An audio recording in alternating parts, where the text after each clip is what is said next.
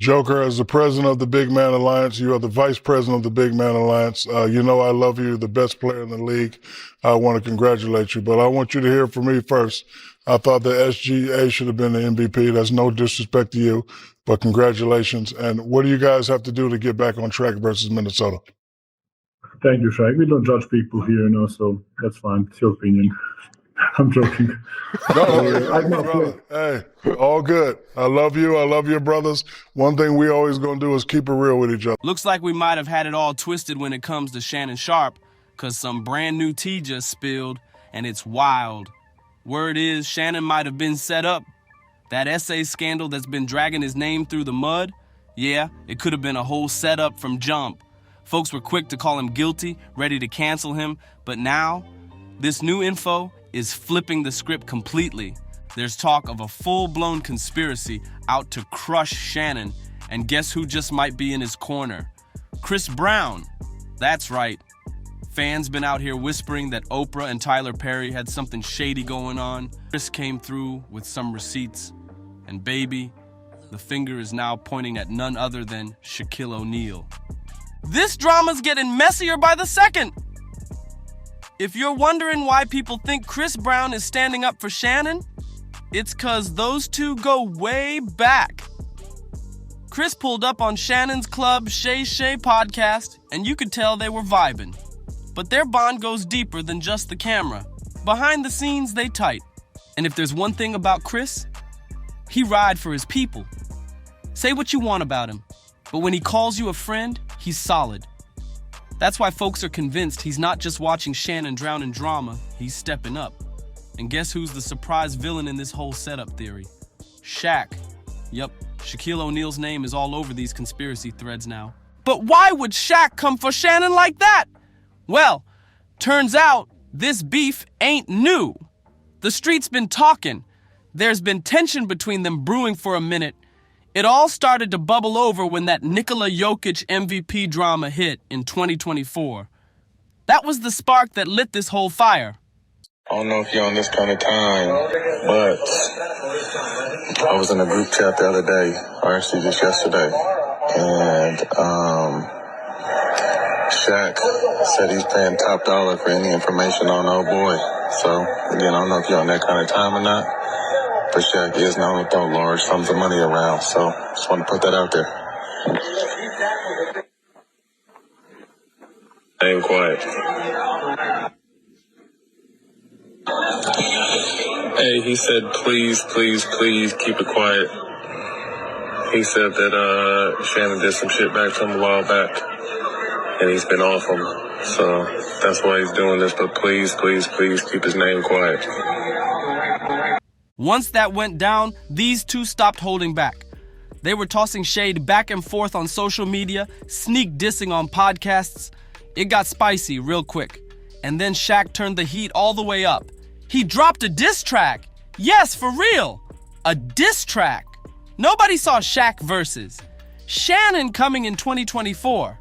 And definitely not with Shaq on the mic like he had a personal vendetta. This ain't just sports beef anymore. This is straight up war.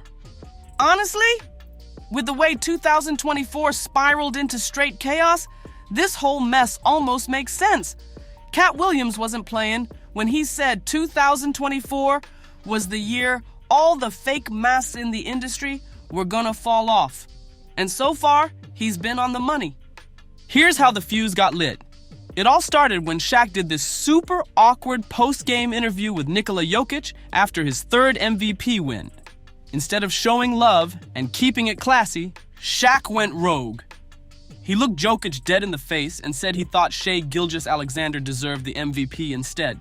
Like, what? Now Jokic handled it cool. He didn't act pressed or anything. But fans, they weren't having it. The clip went viral real fast, and not in a good way. People were calling Shaq out for being shady, disrespectful, and just plain weird. The man hijacked Jokic's moment just to throw in his 2 cents, and folks were not impressed. Basketball Twitter and sports blogs lit up with criticism. Fans said Shaq was out of pocket and always tries to make everything about him, even if it means stepping on someone else's shine. Then boom, Shannon Sharpe popped up, and he did not come to play. On his podcast Nightcap, Shannon let it rip. He straight up said Shaq was acting salty and low-key jealous of Jokic's success.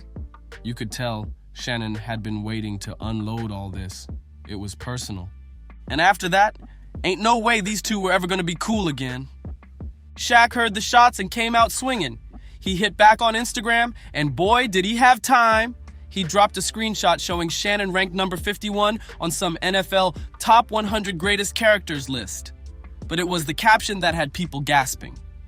Shaq snapped back with fire, making it clear this wasn't some fun back and forth. This was a full-on beef. He wrote, "You took me sticking up for Shay as jealousy? That shows how smart you are. Saying anything just to chase clicks. Here's a little clickbait for you. If you ain't top 10 in your own profession, don't come for me. And don't forget, I know what you did to get where you at." Whew! That last line? Straight up warning shot. This ain't just about MVPs anymore. This is getting deep. Me? Jealous? Sounds like you the one jealous. That's how Shaq clapped back. And he wasn't holding nothing back. He came straight for Shannon's neck, throwing shots left and right like it was a rap battle. You trying to stay relevant by gossiping on your podcast? We don't believe you. You need more people. Then he hit him with the resume flex. 4 rings. 3 finals MVPs, top 50, and top 75. Google me. And he didn't stop there. Shaq kept talking spicy. All that new fame you got, you still under me. Then he really twisted the knife. You don't know my hustle. I work less than you, but I'm worth more. Let that sink in. Shaq tried to play it cool with a slick, "Love you too," but the shade was ice cold. He even threw in a money jab. If you need help getting paper, there's better ways than running your mouth on a mic. Then came the OG flex. "I'm too old for this ish." Signed, the most dominant big man ever, who never even took it seriously. And just when you thought it couldn't get more wild, he hit him with, "I don't know you. And like Skip Bayless said, I'm better than you. G14 classification, I got it, you don't. Not in my league, not in your GOAT debate. I never wanted to be the GOAT, I wanted to be him. Call me what I am. The most dominant ever. Apex predator." But fans, they weren't buying it. The internet exploded, and not in Shaq's favor. His comment section turned into a roast session. People dragged him for being way too pressed over a podcast opinion. And let's be real, Shannon didn't even lie. All he did was call out that shady MVP comment, and Shaq went nuclear. Folks were saying Shaq came off petty, insecure, and way too loud for no reason. Some even called him cringe, saying he always got to be the biggest voice in the room but can't handle it when someone else speaks up. And if you thought Shaq was gonna chill after all that backlash, nah. You clearly don't know how Shaq moves when he's in beef mode. Instead of laying low, he went full savage and dropped a diss track called The Big Man. Yup, he really did it. In the track, he came for Shannon hard, calling him soft and fake, making it clear he wasn't just playing around. He wanted the world watching. Shaq wasn't done throwing shade. He turned Instagram into a full-blown stage. He dropped the cover art and a preview of his diss track, tagging everybody like he was assembling the Avengers. We're talking 50 Cent, Rick Ross, DL Hewley, Ghostface Killah, DJ Academics, Stephen A. Smith, Ocho Cinco. The whole celeb roster lit up in the tags. And his caption? Full of flexing. Whenever y'all want to hear a podcast hosted by someone with G14 classification, tune into The Big Pod with Shaq. Love y'all. Now I'm done with this. I'll be at my Bahamas crib if anyone needs me. That mic drop had folks buzzing, but then things got even messier. Out of nowhere, an audio clip leaked. It was Matt Barnes talking wild, claiming Shaq was throwing money around, big money, to anyone who could dig up serious dirt on Shannon. Yup, straight bounty hunter vibes. And if what Barnes said is even halfway true, that diss track wasn't the grand finale. It was just the warm-up.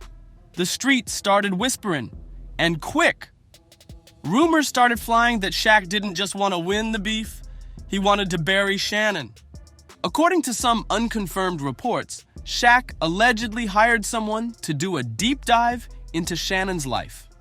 And now, people are looking sideways at the timing of that legal mess Shannon stuck in. Fans are connecting the dots, wondering if Shaq might have had a hand in stirring that pot too. As soon as that audio started making rounds, social media lit up again. Folks were shocked.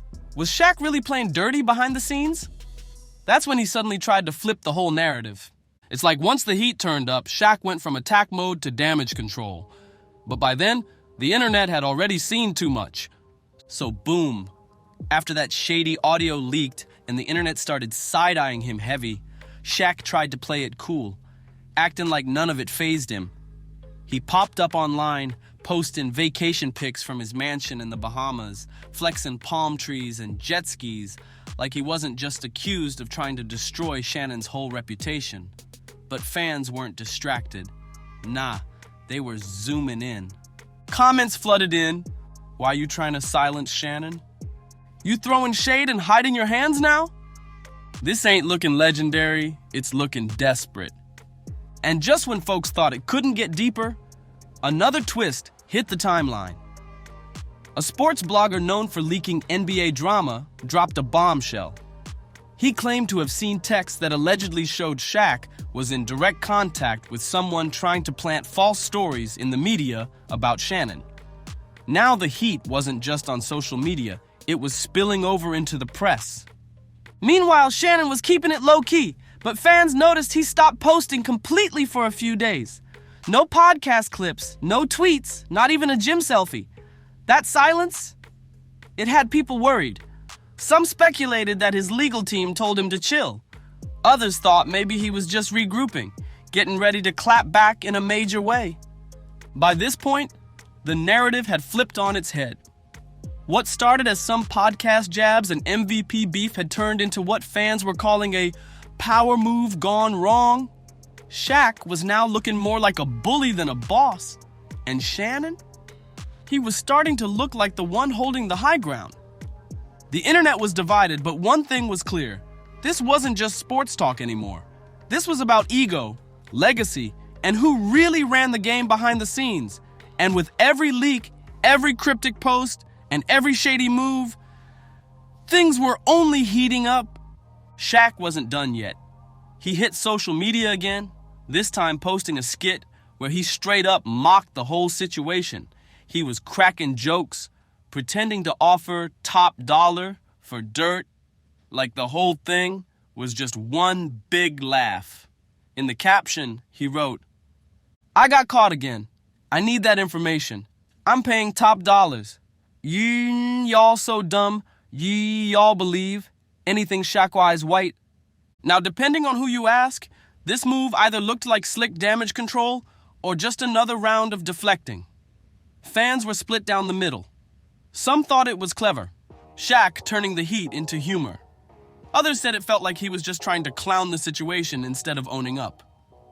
Plenty of folks ain't buying the idea that Shaq would go that far, like really paying people to dig up dirt just to mess with Shannon's name. They're saying, come on, Shaq's a legend. He's built a whole empire. Why would he risk all that over some podcast beef? But not everyone's letting him off the hook.